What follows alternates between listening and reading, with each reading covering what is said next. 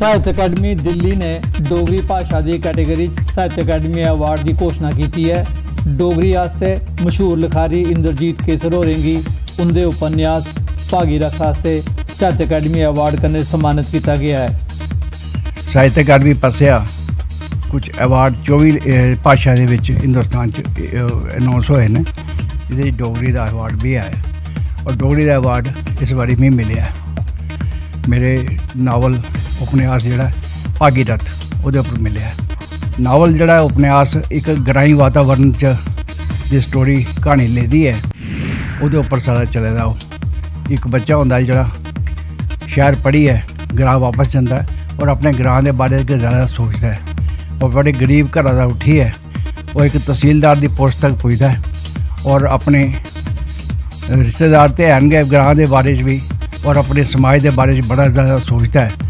उस उपन्यास के उपर उस कहानी लिए एक ताना बाना बुने दा इनाम एक पासे है और अपनी जी भावना उन्हें व्यक्त करने वास्ते मैं अज तक लिखा और इनाम लिखने मिलने के बाद भी ये नहीं है कि ये लास्ट किताब होनी है।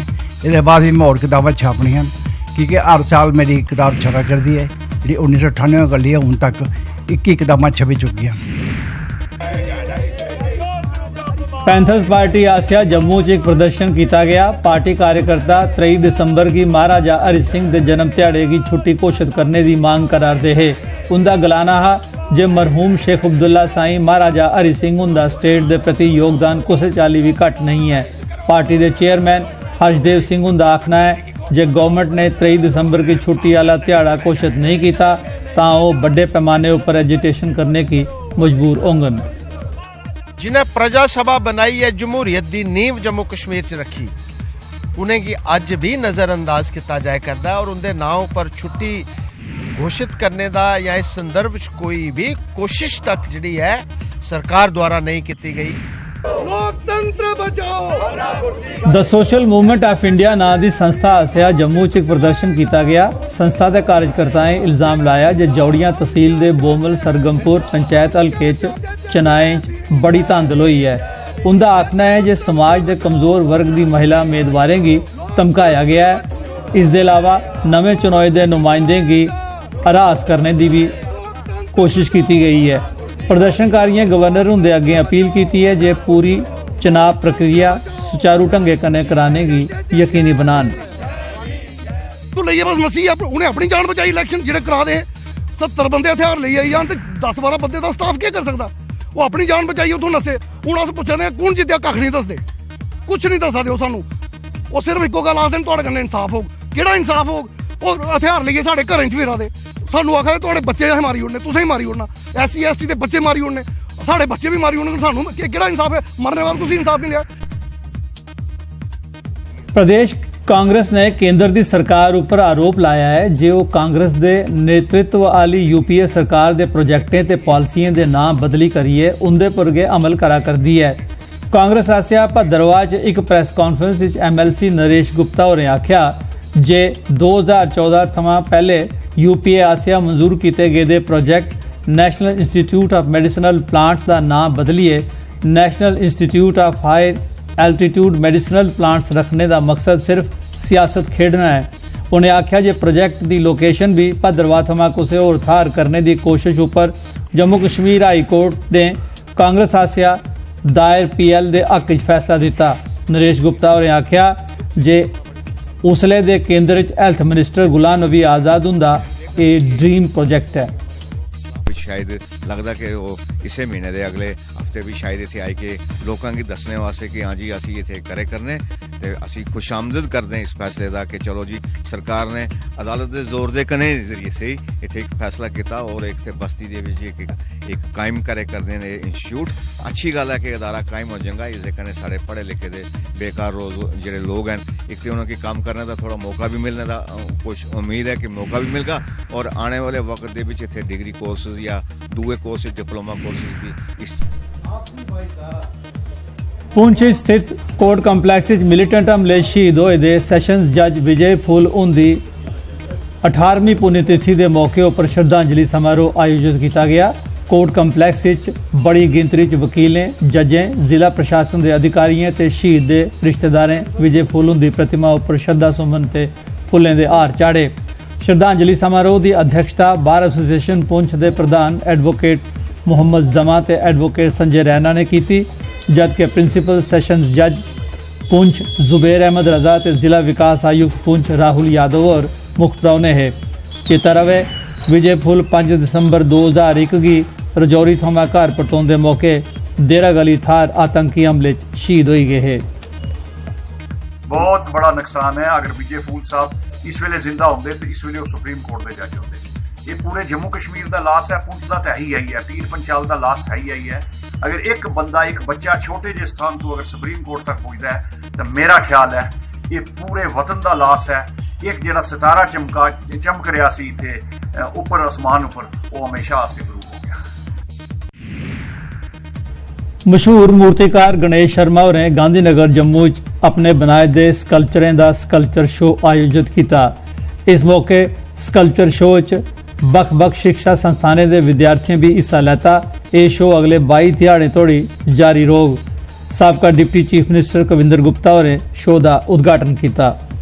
जम्मू च बड़ा टैलेंट है जिसी बाहर करना बड़ा जरूरी है और बच्चे के माध्यम करने जो ये करनगे साडा पुरानी सभ्यता भी दिखती है। तो जो तक असें मिट्टी की यूज़ किया, चाहे बरतने दे चाहे खिलौने के रूप चाहे दे, तो वो ठीक रहा। जो असें प्लास्टिक यूज़ किया तो साडे इत्थे एक बड़ा बड़ा चैलेंज साडे सामने आई। Institute of fine arts Jammu होंदा हो तो उत्थे काम करिए तो पूरे उहदे बाद चाहनी ओवर टाइम इंदे को लगाना, पूरी रात उंदे कोल बेहियै कम करते रहना। वो जिसलै अस उंदे बारे सोचने ते एक अलग ही फीलिंग होंदी है जिहड़ी कि वो इसलै भी फीलिंग जिहड़ी है वो कायम है। वो कदे फीलिंग जिहड़ी है वो मिटी नहीं सकती। उधमपुर जिले के गवर्नमेंट हाई स्कूल झक्खड़ आसिया कई दशकें थमां शिक्षा विभाग की चिट्ठियां लिखने के बावजूद स्कूल की 4 दीवारी की निशानबंदी नहीं की गई है। विजन बाउंड्री वाल दे स्कूल के कन्ने एक खूह भी है। इस खुले खूह के कारण किसी दुर्घटना की आशंका हमेशा बनी रही है। राइट टू एजुकेशन एक्ट 2009 मूजब ये सभी स्कूलों ताईं लाजमी है जो स्कूल की बाउंड्री वाल होनी चाहिए है। स्कूल के लागे जंगल होने करी स्कूल किसी भी जंगली जानवर के आने का खतरा हमेशा बनया रहता है। बाउंड्री ना होने के कारण निक्के निक्के बच्चे दौड़ते रहिंदे ते लगदी रहिंदी। कन्नै कन्नै कुआं भी है ते गिरने का खतरा भी है। साढ़े कन्नै बाउंड्री कश खड़ोते रहिंदे, अस भी उंदे कन्नै वो मदद कराने उत्थे खड़ोने रौह्ने रिसैस विच। साढ़े स्कूल बाउंड्री होनी चाहिए। कई जानवर पछू आंदे आ, ये पूरे पेड़ पौधे खाइए जंदे आ और खुले च ओपन की गर्ल साढ़े स्कूल मैडमें कन्नै भी कन्नै रहना पौंदा है कुड़ियें दे नाल। इधर उधर गिरदे रहिंदे आ, इधर कन्नै नाल कुआं भी है, बच्चे इधर सीढ़ी सूढ़ी च जंदे रहिंदे आ। साढ़े स्कूल 4 दीवारी हो जाए। साढ़े स्कूल बाउंड्री नहीं है और इस बच्चे भी खेलने में परेशानी होती है। अस बाकी सारे बच्चे बाहर इधर उधर ध्यान रखता है बच्चे का। गिव लेटर लिखे 2-4 बार। सीओ साहब खुद आपे आए हैं इधर दिखने, उन्हें असें पूरी प्रॉब्लम दसी ही तो मैं आपे ऑफिस गई ही सर कोल ते सर भी आए हैं तो लेकिन अजे तक कुछ नहीं होया एदा। तो मैं चाहनी हाँ कि जल्दी को जल्दी इत्थे 4 दीवारी बनाए, ग्राउंड लैवलिंग होए तो जेह्दे कन्नै साढ़ा स्कूल दा जेह्ड़ी एजुकेशन दा अच्छा स्टैंडर्ड बने और बच्चे जेह्ड़े कंफर्टेबली फील करन। रजौरी जिले च हॉट मिक्स प्लांट्स के मालक स्टेट पोल्यूशन कंट्रोल बोर्ड के बनाए दे नियमें का उल्लंघन करार देन। दगानी चटियार थार जम्मू पुंछ हाईवे थमां 2100 मीटर के छिंडे पर ENA प्लांट ते स्टोन क्रशर प्रदूषण का कारण बने then.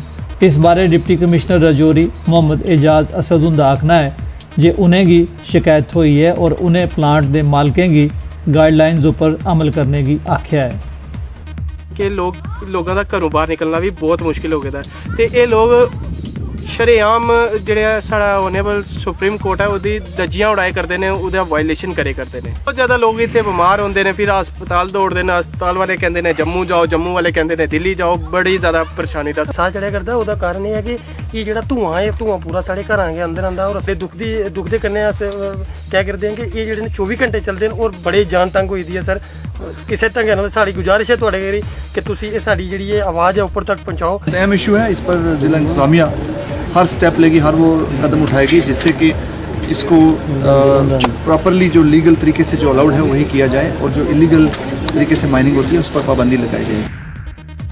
Chamber of traders federation Jammu आसिया इल्ज़ाम लाया गया है जे सेल्स टैक्स महकमे दे ते किश दूए गौरमेंट दफ्तरें दे अधिकारी जम्मू दे व्यापारी तबके गी परेशान करार देन। जम्मू च एक प्रैस कॉन्फ्रेंस विच फैडरेशन दे प्रधान नीरज आनंद होरें आख्या जे उनेंगी मते सारे व्यापारियों थमां शिकायतां थ्होईयां जे वर्दी पोश पुलिस वाले उनेंगी परेशान करार देन। उन्हें आख्या जे कश्मीर घाटी दे खरोट व्यापारी भी जम्मू आने परैंत ये कठिनाई झल्लार देन। कन्नै माननीय गवर्नर साहब गी लिखचा है कि भाई सानू जल्दी कोला जल्दी टाइम दिता जा ताकि जेडे साढ़े व्यापारियों के मुद्दे न जेडियां सानू परेशानियां आवा करदियां चाहे वह कश्मीर का जेडे साढ़े साथी उत्थों भी अखरोट लिया आंदे न कश्मीर इत्थे तक पुज्जी जंदे न कोई नहीं पुछदा उनें लेकिन जिसले नगरोटे पुजदे न ते इत्थों डिपार्टमेंट वाले लोग उनकी गड्डी फड़ लैंदे भी उनें हर तरह की परेशानी का जिसले सबब बनता फ्रूट मंडी के साढ़े साथी न उस उन्हें बुलाते भी केह् मैसेज आंदा कि देखो जी जम्मू दे विच जाइए मैं तदे तुहानूं पहले भी आख्या कि शायद इहदे पिछे कोई एजेंडा तो नहीं काम करा दा। सांबा जिले के त्रऊं ब्लाकें रामगढ़ घगवाल ते राजपुरा की पंचायतें ताईं 8 दिसंबर की 8वें फेज वोट पौंगन। इन्हें चुनाएं के मद्देनज़र उम्मीदवार वोटरें की आकर्षित करने ताईं पूरा जोर लार देन। चुनाव प्रचार पोस्टरें बैनरें लाउड स्पीकरें का इस्तेमाल किया गया। 35 पंचायतें ताईं 285 वार्ड चुनाएं 157 सरपंच ते 680 पैंच उम्मीदवार खड़ोते दिन। 72,571 वोटर वोट पांगन। 29 पैंच पहले गए बिजन मुकाबले चुने गए दिन। मेंढर पंचायत थमां सरपंच चनोए दे सुभाष चंद्र शर्मा उनके समर्थकें जश्न मनाया। समर्थकें उनकी जित की खुशी च एक रैली कड्ढी। ये रैली मेंढर कस्बे च कड्ढी गई। समर्थक ढोल बजाइए ते सुभाष चंद्र शर्मा के कनाड़े चुकिए नचदे रहे।